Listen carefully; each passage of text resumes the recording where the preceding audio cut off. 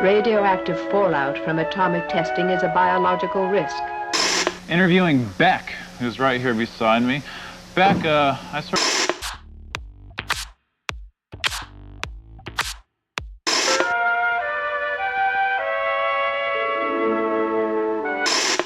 Well, yeah, it's actually for TAC, the Texas Advanced Computing Center. It is part of, I have it because I just retired from UT Austin where I worked at TAC. So I'm happy to talk about that.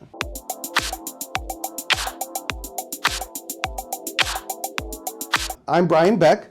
I live in the Idiot's Hill neighborhood of District 2. District 2 is simplistically everything kind of north of University and east of 77/Elm. But it actually goes all the way out to Lake Ray Roberts. It includes, if you get out towards Mayhill, it includes a little pieces out in all the way to Lakeshore and things like that. So it's the sort of north and east, and there is a little sliver of District 2 that goes from the Kroger on University, sort of the Alice Street area, and goes all the way through downtown. And then you ask, I guess, what was my background? And I have about a 37-year career in computational biology. I have degrees in biochemistry and biophysics from Texas A&M and Washington State University, where I got my PhD. And then I spent time as postdocs in Houston and University of Nevada, Reno. I started a bioinformatics center there. And then I moved back to Texas to be faculty at Texas Women's University, where I was their first computational biologist they'd ever had. So I taught many biology courses at TW, but also raised a bunch of computational biology PhD kiddos.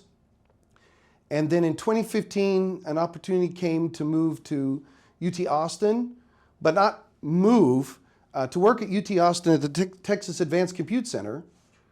And the Texas Advanced Compute Center is the nation's largest academic supercomputing center at the Pickle campus at UT Austin, and they needed a liaison for all the UTs in the Dallas-Fort Worth Metroplex.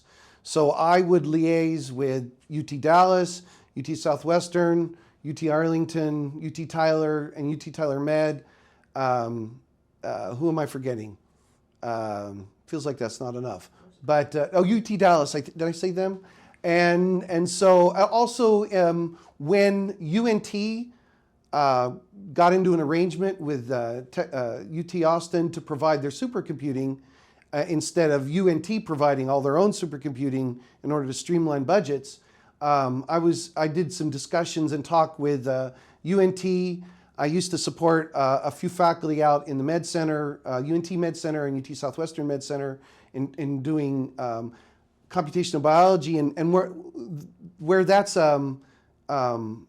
kicks in is because I'm a biologist and I speak professor in science and biology, but I'm also an IT guy that does computation and supercomputing.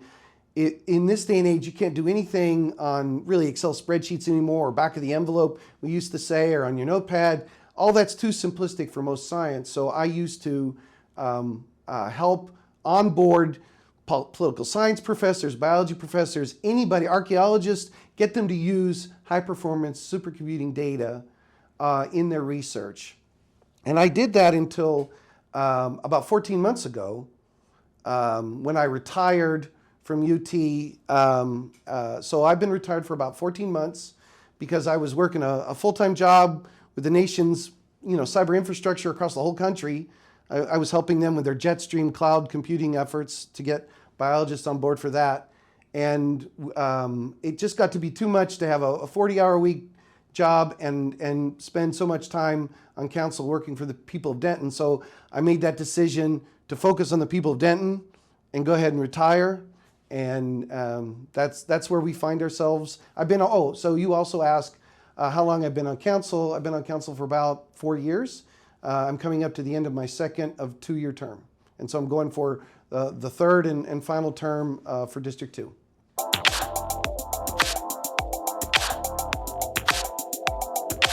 Essentially, I've been in government service my entire life. And in fact, that kicked in when I started with council, because the state of Texas, the Constitution says you can't take 2 awards. I can't get my government salary from UT Austin and take the small stipend counselors get, $750 a month for serving on council. And so I could either have my paycheck or I could take the $750 a month. And so almost everyone takes their paycheck. And so I've been doing all the council work pro bono except for the very last year.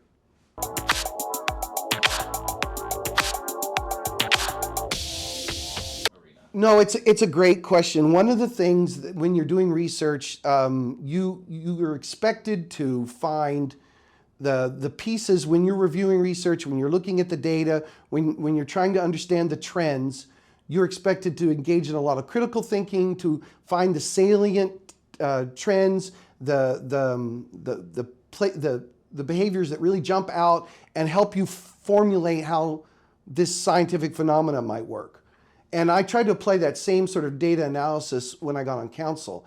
I started off on P&Z before I got on council, and so there was a lot of development review where we would get, and that continued through the last 4 years of council, where we would get people coming and say, I want to develop a plot of land, and we would have to review the state and city rules on how that development should take place and approve or reject whether a development was appropriate under the rules for P&Z, and then later on council under the policies and guidelines. And it was a little more expansive because planning and zoning, they can't really make policy decisions. They can decide whether something follows the rules or doesn't.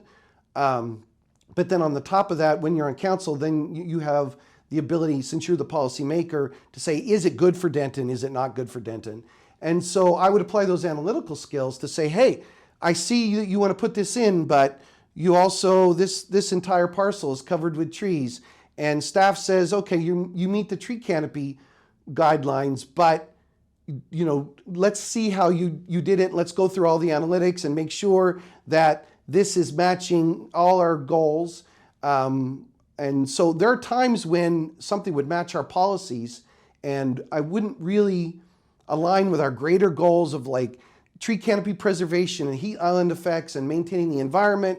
And those are really big for me as a biologist. I'm going to focus on public health during COVID and public health now in general, and then also the environment and things that lead to better quality of life, places where my biology expertise and data analytics can really be leveraged and amplify what we go for in Denton. And so I would, that highlighted that I needed to adjust, the comprehensive plans and development code to improve tree canopy retention, to improve wildlife retention, those sorts of things.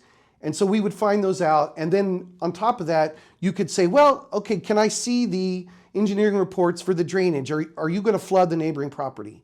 What's the long-term prospect for being near a creek? Is it going to carve out your foundation as the creek erodes? Or how are these different effects going to kick in? Do they match our goals in terms of fiscal impacts? So, I'm not an economist or a business major, but I can use those analytical skills to look at the impacts and say, does this look like it'll be a positive benefit for Denton or not? And now often you get all the way through that process, and then you'd find, well, there's a state law saying you can or can't do a thing. So that becomes tricky, is, you have to do all that analytics sometime only to find out that the state has specifically allowed that thing to happen. And that's unfortunate sometimes because, the state guidelines win out. That's how we're organized. But, you do your best you can to promote, economic vitality and environmental sustainability and good business for the citizens of Denton while watching, housing prices and juggling all the balls to make sure that you're listening to all the stakeholders and engaging all the components.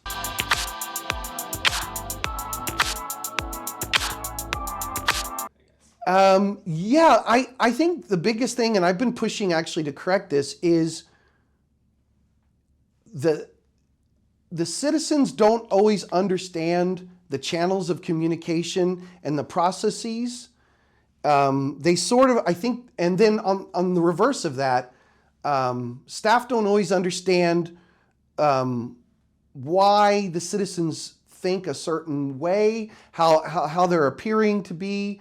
And so in trying to get feedback from the citizens, I've been trying to encourage locals to engage all the time with each other and with the staff, and then staff to come back. And I don't want to say staff does a bad job of that, and I don't think the citizens do a bad job of it either. If anything, because of the 3 universities and the high professional level in this town, we actually have more feedback than surrounding communities, and more highly engaged staff and a more highly engaged, but the levels that are demanded are so much higher, and there's still a lot of misunderstanding about, I want to take care of the environment. I want more trees. Well, how do I get more trees? Who owns the trees? Where does the land? What laws govern the trees? How to protect them? Or when is a property rights owner allowed to just tear them out by right because he or she is trying to do economic development? And so I've been encouraging not only the citizens to get more engaged, but the staff to spend more time engaging in feedback and education, outreach, and training. So as an educator, I spent 37 years engaging in education, outreach, and training. And so I'm trying to bring that perspective from academia into governance, where if I can get you to understand, like when I would teach freshman biology, I would try to get them to understand the fundamental principles so that then they can answer larger, more complicated questions. And I think the same goes on with our constituency. I've spent a lot of time with neighborhood groups. I can recall, more than sort of 7 to 10 different events where I met with a neighborhood group and they're mad about a development that was coming in, or at least concerned, maybe mad was the wrong language, but concerned about how it would impact them. And I walked them through, since I was on planning and zoning and council, I walked them through the steps, the procedures, the workflow to help them understand how to maximize their voice.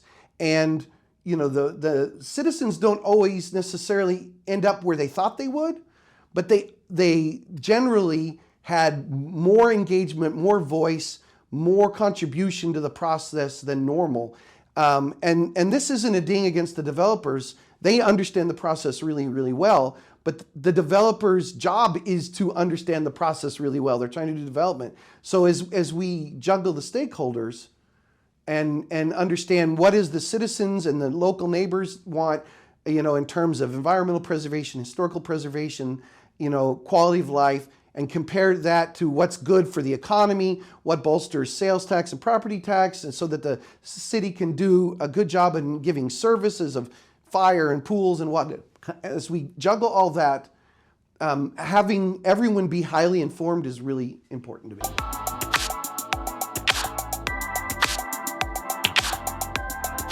So probably one of the things that actually goes back a little bit to the original question is that you just asked was, what were you surprised by? And it goes to a direct answer to this question.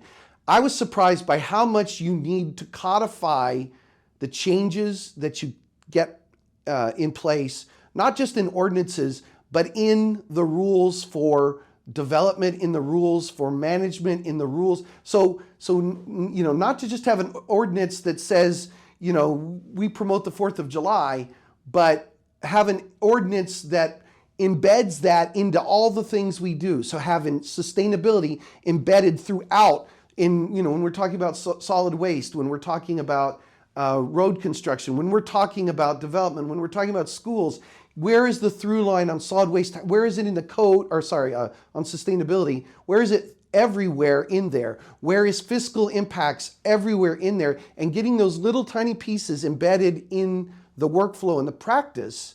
And so now to get back to your question of what am I proud of, I'm proud that not only did I do all those educational events that we talked about again in the previous question, but I'm proud that I managed to get the comprehensive plan itself changed to include the preferred plan of preservation.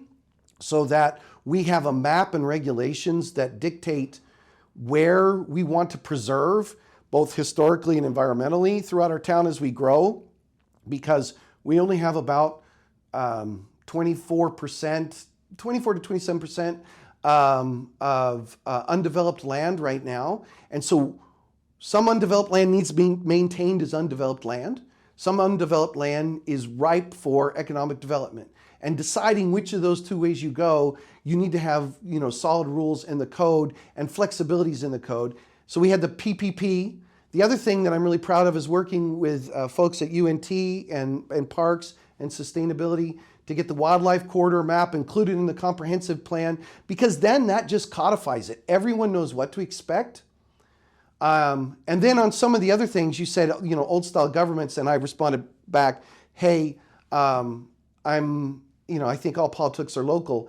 I do think there's been opportunities where I've been proud to support the non-discrimination ordinance and expansions to it. I've been proud to support things like, we have an ordinance for women's bodily autonomy that's in place. I've been proud to support generally bringing equity to the different citizens of Denton and how they're able to engage with the community.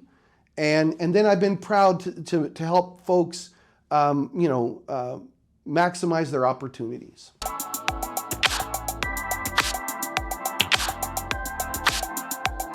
Yeah, if I get elected, I think, regardless of who gets elected, I think the following things will be next. We are, with climate change, which is a particular focus of mine, that's another thing where during my time we got the Climate Action Plan pushed forward and we're in the process of getting that fully ratified and adopted and followed out. If we're going to meet those goals, then in the face of climate change, there's a whole host of things that have to be adjusted. We need, some more electrification so that we're less pollutive. So we already had some during my time, we started the Sustainability Fund to promote sustainability projects in the community, and we were able to use some of that money to augment e-bikes and rebates on renewable energy related utilities and appliances and greener appliances, and that kind of approach, and I pushed for that. We need more of that as we go forward. We need a regional local water approach, because we do have Lake Ray Roberts and Lake Louisville, but at the same token, we have a lot of communities that are still on well and septic. We have a lot of communities that are popping up, and so taking a regional approach to water is going to be really important. A regional approach to the sustainability is going to be really important. Clearly, in this community, and actually throughout the United States, there's going to be there's been a profound impact from COVID that really highlighted mental health issues, and Texas is frankly not good on mental health. We're one of the lowest. So I think mental health issues and how they contribute to having low-income, asset-limited, income-constrained households end up falling into unhoused status, and the mental health impacts that come from it and contribute to it. I think that's going to be, so housing, mental health, but a particular focus I'm going to try to focus on if I get reelected is two factors. I'm going to work on, I think we should stratify and tier our utilities more than they are. Right now, our utilities have three major rate cases. We have residential, commercial, and another kind of commercial, and then we have summer and winter. And so you basically have three. And I think that we should tier those. Well, you have below 600 and above 600 for residential. So what I think that does is end up promoting by accident consumption. And so and at the same token, those folks with the most utility stress, the least amount of income that they can apply to utilities. So at the same time, climate is going up, and we've been having higher and higher bills from Winter Storm Uri and higher summer temperatures and higher winter temperatures, and it's forcing our electrical rates to go up to compensate to pay our bills. The folks that are economically stressed need a different tiering system. So if they use less, and they tend to, then we have the ability to charge them at a low consumption rate, moderate users at a moderate consumption rate, and large users at a higher rate, so that you end up having the consumers pay more than the residential, and tier that throughout both the commercial and the residential. And the fact is, commercial does pay more than residential right now, but I think we could do that better so that the high consumers across the board are still paying for that high consumption, and helping support and stabilize low consumers. And the other thing I think we can do to help those low consumers pay their bills better is increase the opportunities for winterizing and summerizing their home. So even more rebates for but make them targeted for low-income households, so that you can get the insulation and weather stripping, you can get the heat audits and that sort of thing. And those are already available, but target them specifically, because sometimes the wealthy people's homes are already pretty, green. And what you really need to work on to reduce utility bills is the lower economic strata people that just don't have the money to put into green resources. So to get more resources for them, I think is stratifying those utility rates to more individual gradations. And then the final thing I want to focus on is I think there's an opportunity, especially with the legislature, talking about increasing our property tax caps for homestead exemption. I've been trying to explore if there's an option there. Denton has amongst the lowest property tax exemptions in the region. Not the lowest, but it's in the bottom half, and in terms of the number. So in order to, I understand that places are, people are getting squeezed as property values are going up. Companies can sometimes roll that into their pro forma and their business plan, but it's very hard for a residential owner to roll that into their monthly budget. And so is there an opportunity for us to raise our Denton homestead exemption, provide a little property tax relief, so that we can shift some of those burdens around and continue to promote the residents and the voters of Denton. Now you got to be a little careful. You don't want all that property tax to immediately be reflected back in the costs of goods and services. So it's going to be another one of those balancing acts. But I think there's still some opportunities to take a little extra pressure off of residences by exploring and looking at those property tax or homestead exemption caps.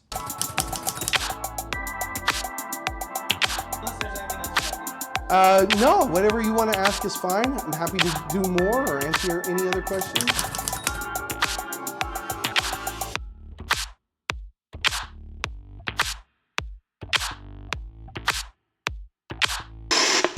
You have the right to vote. Music or...